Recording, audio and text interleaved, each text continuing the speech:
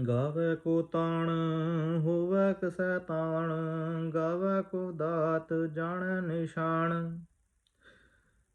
ਗਾਵੇ ਕੋ ਗੁਣ ਵਡਿਆਈਆਂ ਚਾਰ, ਗਾਵੇ ਕੋ ਦਇਆ ਵਿਖਮ ਵਿਚਾਰ। ਗਾਵੇ ਕੋ ਸਾਜ ਕਰੇ ਤਨ ਖੇਹ, ਗਾਵੇ ਕੋ ਜੀਅ ਲੈ ਫਿਰ ਦੇਹ। ਗਾਵਾ ਕੋ ਜਾਪੈ ਦਿਸੈ ਦੂਰ, ਗਾਵਾ ਕੋ ਵੇਖੈ ਹਾਦਰਾ ਹਦੂਰ। ਕਥਨਾ ਕਥੀ ਨ ਆਵੈ ਟੋਟ, ਕਥ ਕਥ ਕਥੀ ਕੋਟਿ ਕੋਟਿ ਕੋਟ। ਦੇਦਾ ਦੇ ਲੈਂਦੇ ਥਕ ਪਾਹੇ, ਜੁਗਾ ਜਗੰਤਰ ਖਾਹੀ ਖਾਹੇ। ਹੁਕਮੀ ਹੁਕਮ ਚਲਾਏ ਰਾਹੋ, ਨਾਨਕ ਵਿਗਸੈ ਵੇ ਪਰਵਾਹੋ।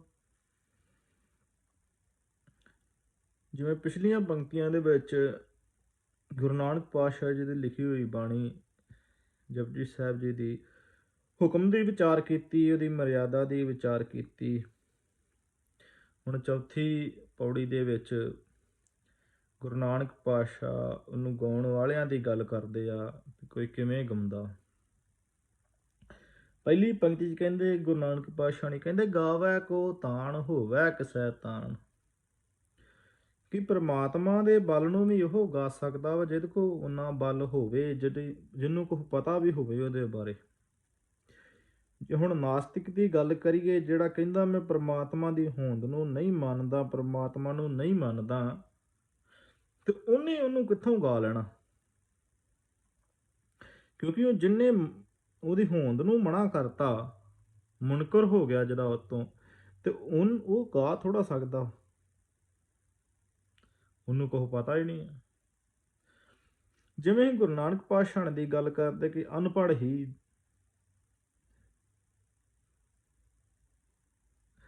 30 ਸਾਲ ਦੀ 35 ਸਾਲ ਦੀ ਉਮਰ ਤੋਂ ਬਾਅਦ ਗੁਰੂ ਨਾਨਕ ਪਾਤਸ਼ਾਹ ਨਾਲ ਉਦਾਸੀਆਂ ਸ਼ੁਰੂ ਕੀਤੀਆਂ ਤੇ ਵੱਖ ਵੱਖ ਧਰਮਾਂ ਦੇ ਲੋਕਾਂ ਨਾਲ ਜਾ ਕੇ ਵਿਚਾਰ ਚਰਚਾ ਕੀਤੀ।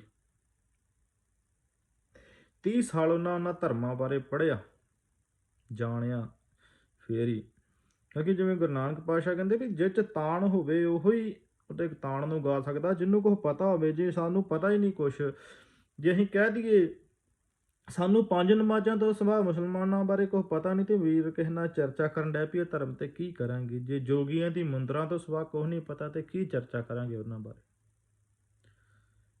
ਗੁਰੂ ਨਾਨਕ ਪਾਤਸ਼ਾਹ ਨਾਲ ਸਾਰਿਆਂ ਬਾਰੇ ਜਾਣਿਆ, ਫਿਰ ਉਹਨਾਂ ਨਾਲ ਵਿਚਾਰ ਚਰਚਾ ਕੀਤੀ ਗੁਣ ਔਗੁਣਾਂ ਦੀ।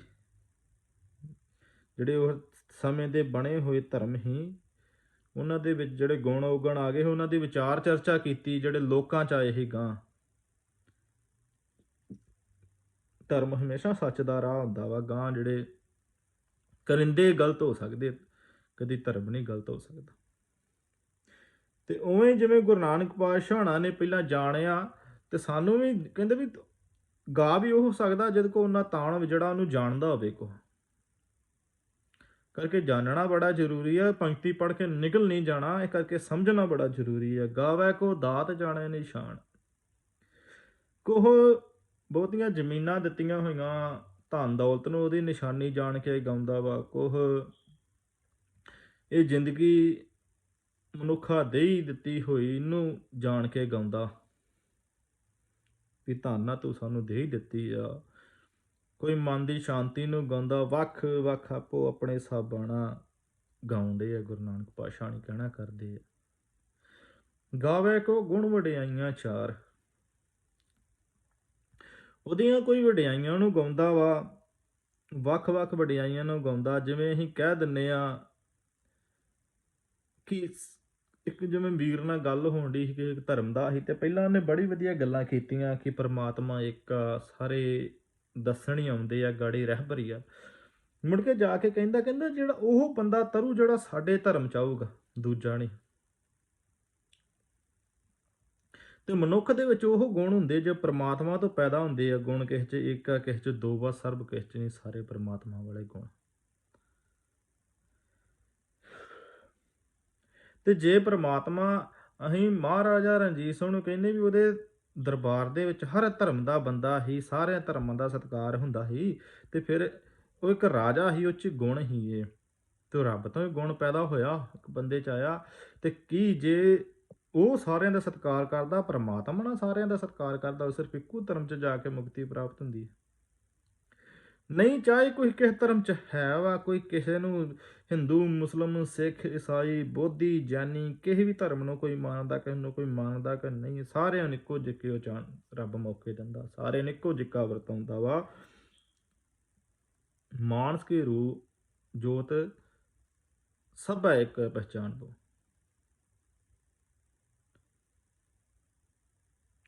ਸਾਰਿਆਂ ਨੂੰ ਇੱਕੋ ਜਿੱਕਾ ਜਾਣਦਾ ਪਰਮਾਤਮਾ, ਕਰਕੇ ਇਹ ਨਹੀਂ ਕਹਿ ਸਕਦੇ ਵੀ ਸਾਡੇ ਧਰਮ 'ਚ ਹੀ ਆਣ ਕੇ ਜੇ ਕੋਈ ਆਏ ਤੇ ਫਿਰ ਹੀ ਮੁਕਤੀ ਪ੍ਰਾਪਤ ਹੁੰਦੀ, ਦੂਜਿਆਂ 'ਚ ਨਹੀਂ।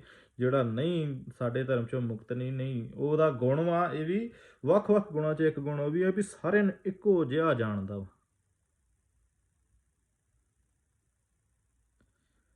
ਕਰਕੇ ਅਸੀਂ ਕਿਸੇ ਇੱਕ ਧਰਮ ਨੂੰ ਨਹੀਂ ਕਹਿ ਸਕਦੇ, ਤੇ ਫਿਰ ਹੀ ਉਹਦੀ ਗੁਣ ਹੋ ਸਕਦਾ ਵਾ, ਫਿਰ ਉਹਦਾ ਤੇ ਔਗੁਣ ਹੋ ਗਿਆ ਵੀ ਨਹੀਂ ਇੱਕੋ ਧਰਮ ਨੂੰ ਮੰਨਦਾ ਆ, ਉਹ ਧਰਮ 'ਚ ਜਾਓਗੇ ਤੇ ਫਿਰ ਆ ਦੂਜੇ 'ਚ ਜਾ ਕੇ ਨਹੀਂ, ਸਾਰਿਆਂ ਨੂੰ ਮੌਕਾ ਦਿੰਦਾ। ਧਰਮ ਕਿਸੇ 'ਚ ਵੀ ਆ, ਕੋਈ ਕਿਸੇ ਵੀ ਧਰਮ ਦਾ ਵਾ, ਸਾਰੇ ਸਹੀ ਆ, ਸਾਰਿਆਂ ਨੂੰ ਇੱਕੋ ਜਿਹੀ। ਤੇ ਮੁਕਤੀ ਕੋਈ ਬਾਹਰੋਂ ਨਹੀਂ ਮਿਲਦੀ, ਮੁਕਤੀ ਤੇ ਆਪਣੇ ਅੰਦਰੋਂ ਪ੍ਰਗਟ ਹੋਣੀ ਹੈ। ਮੁਕਤੀ ਹੋਣਾ ਪਦਾਰਥਾਂ ਦੀ। ਗਾਵੈ ਕੋ ਵਿਦਿਆ ਵਿਖਮ ਵਿਚਾਰ। ਗੁਰੂ ਨਾਨਕ ਪਾਤਸ਼ਾਹ ਨੇ ਕਹਿਣਾ ਕਰਦੇ ਕਿ ਕੋਈ ਵੱਖ ਵੱਖ ਕਠਨ ਵਿਖਮ, ਕਠਨ ਵਿਦਿਆ ਨਾਲ ਉਹਨੂੰ ਗਾਉਂਦੇ ਆ। ਜਿਵੇਂ ਗੁਰੂ ਗ੍ਰੰਥ ਸਾਹਿਬ ਜੀ ਜਿਹੜਾ ਪੜ੍ਹਦੇ ਆ ਉਹਨਾਂ ਨੂੰ ਪਤਾ ਗੁਰੂ ਗ੍ਰੰਥ ਸਾਹਿਬ ਜੀ ਮਹਾਰਾਜ ਦੇ ਵਿੱਚ ਸੰਸਕ੍ਰਿਤੀ ਬਾਣੀ ਆ, ਵੀ ਗੁਰੂ ਪਾਤਸ਼ਾਹ ਨੇ ਲਿਖੀ ਆ। ਇਹ ਜੀ ਕਠਨ ਵਿਦਿਆ ਨਾਲ, ਵੇਦਾਂ ਪੁਰਾਣਾਂ ਦੀ ਜਿਹੜੇ ਕਠਨ ਵਿਦਿਆ ਉਹਨਾਂ ਨਾਲ ਕਈਆਂ ਨੇ ਗਾਉਣਾ ਕੀਤਾ, ਉਹਨਾਂ ਨੂੰ ਗਾਉਂਦੇ ਆ ਵੱਖ ਵੱਖ ਢੰਗਾਂ ਨਾਲ, ਵਿਦਿਆ ਦੇ ਤਰੀਕਿਆਂ ਨਾਲ। ਗਾਵੈ ਕੋ ਸਾਜ ਕਰੇ ਤਨ ਖੇ। ਕੋਈ ਗਾਉਂਦਿਆ ਕਿ ਇੱਕ ਨਿੱਕੇ ਜਿਹੇ ਵਿਰਜ ਤੋਂ ਇੱਕ ਇਨਸਾਨ ਪੈਦਾ ਹੋ ਜਾਂਦਾ, ਛੋਟੇ ਜਿਹੇ ਵਿਰਜ ਤੋਂ ਹਾਥੀ ਵੀ ਐਡਾ ਤਗੜਾ ਹੋ ਜਾਂਦਾ ਵੀ ਸਾਜ ਦਿੰਦਾ ਹਾਥੀ ਨੂੰ, ਉਹ ਨਿੱਕੇ ਜਿਹੇ ਵਿਰਜ ਤੋਂ ਹੀ। ਇੱਕ ਨਿੱਕਾ ਜਿਹਾ ਬੀ ਆ ਜਿਸ ਤੋਂ ਬੋਹੜ ਦਾ ਰੁੱਖ ਪੈਦਾ ਹੋ ਜਾਂਦਾ।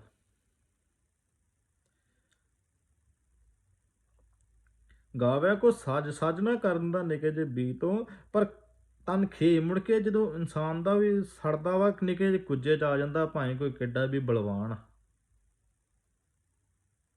ਜਿਹੜਾ ਰੁੱਖ ਆ ਸਵਾਹ ਹੋ ਜਾਂਦਾ ਵਾ, ਕਹਿੰਦੇ ਨਿਗਾਹ ਜਿਹਾ ਹੋ ਜਾਂਦਾ ਵਾ ਵੀ ਐਡਾ ਤਗੜਾ ਰੁੱਖ ਸਾਜ ਦਿੰਦਾ, ਫਿਰ ਉਹਨੂੰ ਖੇ ਕਰ ਦਿੰਦਾ, ਮਿੱਟੀ 'ਚ ਮਿੱਟੀ ਮਿਲਾ ਦਿੰਦਾ।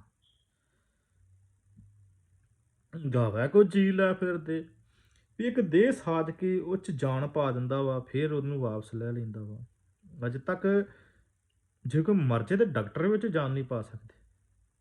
ਕਿਸੇ ਨੂੰ ਇਹ ਰਾਜ ਦਾ ਪਤਾ ਨਹੀਂ ਲੱਗਾ ਕਿ ਉਹ ਇੱਕ ਚੰਗੀ ਭਲੀ ਦੇਹ ਹੁੰਦੀ ਆ, ਉਹ ਚੱਲਣ ਨਹੀਂ ਹੁੰਦੀ, ਕਈ ਉਹਨੂੰ ਚੱਲਦੇ ਚੱਲਦੇ ਪਤਾ ਨਹੀਂ ਕੀ ਹੋ ਜਾਂਦਾ ਤੇ ਡਿੱਗ ਪੈਂਦੇ ਆ। ਵਿੱਚੋਂ ਕੋਈ ਜੀ ਦਿੰਦਾ ਹੀ ਆ, ਕੋਈ ਜਾਨ ਦਿੰਦਾ ਹੀ ਆ, ਵੀ ਜਿਹੜੀ ਚੰਗੀ ਭਲੀ ਦੇਹ ਚੱਲਣ ਦੀ ਹੁੰਦੀ ਤੇ ਸਭ ਕੁਝ ਬੰਦ ਹੁੰਦਾ, ਸਿਸਟਮ ਹੀ ਅੰਦਰੋਂ ਬੰਦ ਹੋ ਜਾਂਦਾ। ਨਾ ਕੋਈ ਵਿੱਚੋਂ ਪੁਰਜਾ ਕੱਢਿਆ ਜਾਂਦਾ, ਅਸੀਂ ਕਹਿ ਸਕਦੇ ਵੀ ਵਿੱਚੋਂ ਨਾ ਕੱਢ ਲਿਆ, ਉਹ ਪਲੱਗ ਕੱਢਤਾ ਤੇ ਤਾਂ ਬੰਦ ਹੋ ਗਿਆ, ਨਹੀਂ, ਵਿੱਚੋਂ ਕੋਈ ਕੱਢ ਕੇ ਚੀਜ਼ ਲੈ ਹੀ ਜਾਂਦਾ ਵਾ ਆਤਮਾ, ਤੇ ਫੇਰ ਹੀ ਬੰਦ ਹੁੰਦੀ ਆ ਦੇਹ। ਗਾਵੈ ਕੋ ਜੀ ਲੈ ਫਿਰਦੇ, ਵੀ ਇੱਕ ਦੇਹ ਵਾ ਉਹਨੂੰ ਨਿੱਕੀ ਜਿਹੀ ਉਹੋ ਹੀ ਮਿੱਟੀ ਤੋਂ ਹੱਡਾਂ ਤੋਂ ਚੰਮਦੀ ਦੇਹ ਉਹਨੂੰ ਜ਼ਿੰਦਗੀ ਦੇ ਦਿੰਦਾ ਵਾ, ਤੇ ਉਹ ਦੇਹ ਅਜੇ ਚੋਂ ਜ਼ਿੰਦਗੀ ਕੱਢ ਲੈਂਦਾ। ਗਾਵੈ ਕੋ ਜਾਪੈ ਦਿਸੈ ਦੂਰ। ਕਈ ਇਹ ਸੋਚ ਕੇ ਗਾਉਂਦੇ ਕਿ ਉਹ ਬੜੀ ਦੂਰ ਬੈਠਾ, ਜਿਵੇਂ ਵੱਖ-ਵੱਖ ਵਿਚਾਰ ਹੈ ਗੁਰੂ ਨਾਨਕ ਪਾਤਸ਼ਾਹ ਹੋਣੀ ਦੀ ਸਾਖੀ ਬਾਰੇ, ਜਨਮ ਸਾਖੀ ਬਾਰੇ। ਚਲੋ ਉਹ 'ਚੋਂ ਇੱਕ ਦ੍ਰਿਸ਼ਟਾਂਤ ਲੈਂਦੇ ਕਿ 40 ਲੱਖ ਯੋਜਨ ਦਾ ਲਿਖਣ ਵਾਲੇ ਨੇ ਉਹ 'ਚ ਜ਼ਿਕਰ ਕੀਤਾ ਵੀ ਗੁਰੂ ਨਾਨਕ ਪਾਤਸ਼ਾਹ ਨੇ 40 ਲੱਖ ਯੋਜਨ ਤਾਂ ਗਏ, 39 ਲੱਖ ਯੋਜਨ ਤੇ ਧਰੂ ਦੀ ਪੁਰੀ ਉਹਨਾਂ ਲਿਖੀ, ਜਿਹੜਾ ਅਸੀਂ ਧਰੂ ਤਾਰਾ ਕਹਿ ਦਿੰਦੇ ਆ। 39 ਲੱਖ ਯੋਜਨ ਤੇ ਧਰੂ ਦੀ ਪੁਰੀ ਲਿਖੀ ਹੈ, ਤੇ 40 ਲੱਖ ਯੋਜਨ ਤੇ ਉਹਨਾਂ ਰੱਬ ਦਾ ਜ਼ਿਕਰ ਕੀਤਾ ਵੀ ਨਿਰੰਕਾਰ ਨੂੰ ਮਿਲੇ ਜਾ ਕੇ। ਵੀ ਸੋਚ ਹੀ ਆ, ਸੋਚਾਂ ਦੇ ਉਡਾਰ ਹੀ ਉੱਡੇ, ਵੀ ਕੋਈ ਲੱਖਾਂ ਯੋਜਨ ਉੱਤੇ ਬੈਠਾ, ਜਿਵੇਂ ਗੁਰੂ ਨਾਨਕ ਪਾਤਸ਼ਾਹ ਹਰਿਦੁਆਰ ਗਏ ਸੀ, ਉੱਥੇ ਪਾਣੀ ਸੂਰਜ ਵੱਲ ਨੂੰ ਦੇਣ ਡੇ ਸੀ, ਵੀ ਲੱਖਾਂ ਯੋਜਨ ਕੋਈ ਦੂਰ ਬੈਠਾ ਹੋਇਆ ਪਰਮਾਤਮਾ ਮੰਨ ਕੇ ਉਹਨੂੰ ਗਾਉਣ ਡੇ ਕਿ ਤੂੰ ਬੜੀ ਦੂਰ ਬੈਠਾ, ਉੱਥੋਂ ਤੱਕ ਜਾਣਾ ਸੀ ਉੱਡ ਕੇ। ਪੁਰਾਣੇ ਬਜ਼ੁਰਗ ਕਹਿੰਦੇ ਵੀ ਉੱਤੇ ਵਾਲਾ ਸਭ ਕੁਝ ਉੱਤੇ ਆ। ਗਾਵੈ ਕੋ ਜਾਪੈ ਦਿਸੈ ਦੂਰ, ਗਾਵੈ ਕੋ ਵੇਖਿਆ ਹਾਦਰਾ ਹਦੂਰ। ਜਿਵੇਂ ਬਾਬਾ ਜੀ ਹਜ਼ਾਰਾ ਸਿੰਘ ਹੋਣਾ ਕੋ ਕਿਸੇ ਨੇ ਪੁੱਛਿਆ, ਕਹਿੰਦੇ ਜੀ ਰੱਬ ਕਿੰਨੀ ਕੁ ਦੂਰ ਆ? ਕਹਿੰਦੇ ਸਾਹ ਰਗ ਤੋਂ ਵੀ ਨੇੜੇ। ਕਹਿੰਦੇ ਜੀ ਸਾਹ ਰਗ ਤੇ ਬੜੀ ਨੇੜੇ, ਕਹਿੰਦੇ ਬਸ ਇੰਨੀ ਕੁ ਨੇੜੇ ਆ ਰੱਬ। ਕਿ ਕੋਈ ਬੜੀ ਵੇਖੇ ਹਾਦਰਾ ਹਦੂਰ, ਕੋਈ ਹਾਜ਼ਰ ਨਾਜ਼ਰ ਹਰ ਵੇਲੇ ਮੰਨ ਕੇ ਗਾਉਣ ਡਿਆ ਵਾ। ਇਹ ਮੰਨਣਾ ਬੜਾ ਔਖਾ। ਪਾਪ ਕਰਨ ਲੱਗਿਆ ਅਸੀਂ ਵੇਖ ਲੈਂਦੇ ਵੀ ਆਲੇ ਦੁਆਲੇ ਕੋਈ ਹੈ ਤਾਂ ਨਹੀਂ, ਤੇ ਫਿਰ ਉੱਦਾਂ ਕਹਿੰਦੇ ਰੱਬ ਹਾਜ਼ਰ ਨਾਜ਼ਰ ਆ। ਉਦੋਂ ਕਿੱਥੇ ਗਿਆ ਹੁੰਦਾ ਰੱਬ? ਇਹ ਮੰਨਣਾ ਬੜਾ ਔਖਾ।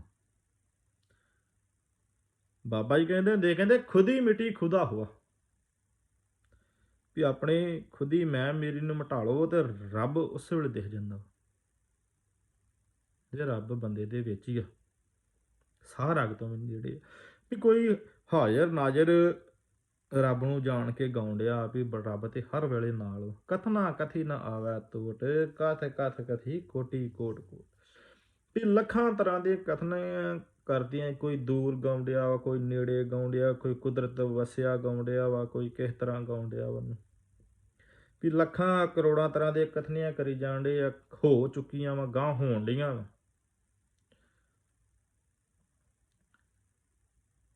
ਪਰ ਤੋਟ ਨਹੀਂ ਆਉਂਦੀ ਉਹਦੀ। ਵੀ ਫੇਰ ਵੀ ਕੋਈ ਨਾ ਕੋਈ ਕਿਸੇ ਚੀਜ਼ ਨੂੰ ਗਾਈ ਜਾਣ ਡਿਆ। ਵੀ ਇਹ ਨਹੀਂ ਵੀ ਗੁਣ ਮੁੱਕ ਜਾਂਦੇ ਆ, ਵੀ ਕੋਈ ਕਹਿੰਦਾ ਵੀ ਸਾਜ ਕੇ ਖੇਕ ਕਰ ਦਿੰਦਾ ਵਾ। ਜਿਵੇਂ ਇਹ ਪੰਕਤੀਆਂ 'ਚ ਜਿੰਨੀਆਂ ਕਿ ਲਿਖਿਆ ਵੀ ਇੰਨੇ ਗੁਣ ਨਹੀਂ, ਬੜੇ ਗੁਣ ਆ ਪਰਮਾਤਮਾ ਦੇ। ਗੁਰੂ ਨਾਨਕ ਪਾਤਸ਼ਾਹ ਨਹੀਂ ਕਹਿੰਦੇ ਵੀ ਕੋਈ ਜਿੰਨੇ ਕਿਸੇ ਦੀ ਸੋਚ ਸਮਝ ਵਿੱਚ ਆਉਂਦੇ ਉਹਨੇ ਕੁ ਗਾ ਦਿੰਦਾ ਵਾ, ਕੋਈ ਬੋਲ ਦਿੰਦਾ ਵਾ। ਪਰ ਇਹ ਨਹੀਂ ਵੀ ਉੱਥੇ ਮੁੱਕ ਜਾਂਦੇ ਆ। ਗਾਂਹ ਵੀ ਕੋਈ ਬੋਲਣ ਵਾਲੇ ਪਿੱਛੇ ਬੋਲ ਗਏ ਆ, ਗਾਂਹ ਬੋਲਣ ਵੀ ਡਏ ਆ, ਗਾਂਹ ਬੋਲ ਫੇਰ ਬੋਲ ਜਾਣਾ, ਪਰ ਫੇਰ ਨਹੀਂ ਮੁੱਕਣੇ ਉਹਦੇ ਗੁਣ। ਕਥਨਾ ਕਥੀ ਨਾ ਆਵੈ ਤੋਟ, ਕਥ ਕਥ ਕਥੀ ਕੋਟੀ ਕੋਟ ਕੋਟ। ਕਹਿੰਦੇ ਇੰਨੀਆਂ ਗੱਲਾਂ ਕਹਿ ਦਿੰਦੇ। ਕੋਈ ਕਹਿੰਦਾ ਇਸ ਕੁਦਰਤ ਤੋਂ ਪੈਦਾ ਹੋਇਆ, ਕੋਈ ਵੱਖਰਾ ਬੈਠਾ ਰੱਬ ਕਹਿ ਦਿੰਦਾ ਵਾ। ਪਰ ਇੱਕ ਗੱਲ ਆ, ਕਹਿੰਦੇ ਵੀ ਦੇਂਦਾ ਦੇ ਲੈਂਦੇ ਥੱਕ ਪਾਹੇ, ਜਗਾ ਜਗੰਤਰ ਖਾਹੀ ਖਾਹੇ। ਵੀ ਉਹ ਦੇਣ ਵਾਲਾ ਦਾਤਾਂ ਦੇਈ ਜਾਂਦਾ ਵਾ। ਸਾਨੂੰ ਜਿਹੜੀ ਮੇਨ ਲੋੜ ਆ ਉਹ ਤੇ ਭੋਜਨ ਦੀ ਆ, ਪਾਣੀ ਦੀ ਆ, ਹਵਾ ਦੀ, ਉਹ ਦੇਣ ਵਾਲਾ ਦਈ ਜਾਂਦਾ ਵਾ। ਰੂਪ ਦੀ ਰੋਸ਼ਨੀ ਦਈ ਜਾਂਦਾ ਵਾ। ਪਿੱਛੇ ਵੀ ਦਿੱਤੀਆਂ ਜੁਗਾ ਜਗੰਤਰ ਖਾਈ, ਵੀ ਦਿਨ ਦਾ ਦੇਣ ਵਾਲਾ ਦਈ ਜਾਂਦਾ। ਜਗਾ ਜਗੰਤਰਾਂ ਤੱਕ ਉਹ ਖਾਂਦੇ ਆਉਂਦੇ ਆ, ਗਾਂਹ ਵੀ ਖਾਈ ਜਾਣ ਡੇ, ਮੁੱਕਣ ਨਹੀਂ ਡਿਆ। ਅਸੀਂ ਕਹਿ ਦਾਂਗੇ ਹਵਾ ਮੁੱਕ ਜਾਣੀ, ਨਹੀਂ ਪਾਣੀ ਮੁੱਕ ਜੂ, ਨਹੀਂ, ਦੇਣ ਵਾਲਾ ਦੇਈ ਜਾਣ ਡਿਆ ਵਾ। ਅਸੀਂ ਨਸ਼ਟ ਕਰੀ ਵੀ ਜਾਂਦੇ ਵਿੱਚੋਂ, ਤੇ ਪਰ ਦੇਣ ਵਾਲਾ ਦੇਈ ਜਾਂਦਾ। ਹੁਕਮੀ ਹੁਕਮ ਚਲਾਏ ਰਾਹੋ, ਨਾਨਕ ਵਿਗਸੈ ਵੇ ਪ੍ਰਵਾਹੋ। ਉਹ ਹੁਕਮੀ ਜਿਹੜਾ ਵਾ ਆਪਣੀ ਮਰਿਆਦਾ 'ਚ ਸਾਰਾ ਸੰਸਾਰ ਚਲਾਉਣ ਡਿਆ। ਜੇ ਅਸੀਂ ਕਹਿ ਦਈਏ, ਅਸੀਂ ਬੜੀਆਂ ਕਹਾਣੀਆਂ ਘੜਦੇ ਹਾਂ ਕਿ ਬਿਨਾਂ ਵਿਰਜ ਤੋਂ ਬੱਚਾ ਪੈਦਾ ਹੋ ਗਿਆ, ਬਿਨਾਂ ਭੋਗ ਤੋਂ ਬੱਚਾ ਪੈਦਾ ਹੋ ਗਿਆ, ਬਿਨਾਂ ਬੀਜ ਤੋਂ ਰੁੱਖ ਉੱਗ ਗਿਆ। ਇਹ ਉਹਦੀ ਮਰਿਆਦਾ ਦੇ ਉਲਟ ਵਾ। ਕਿਤੇ ਉਹ ਬੀਜ ਡਿੱਗਾ ਹੋਊ ਤਾਂ ਰੁੱਖ ਉੱਗਿਆ, ਨਹੀਂ ਤਾਂ ਨਹੀਂ ਉੱਗ ਸਕਦਾ, ਜੋ ਮਰਜ਼ੀ ਹੋ ਜੇ। ਉਹਦੀ ਮਰਿਆਦਾ ਵਾ।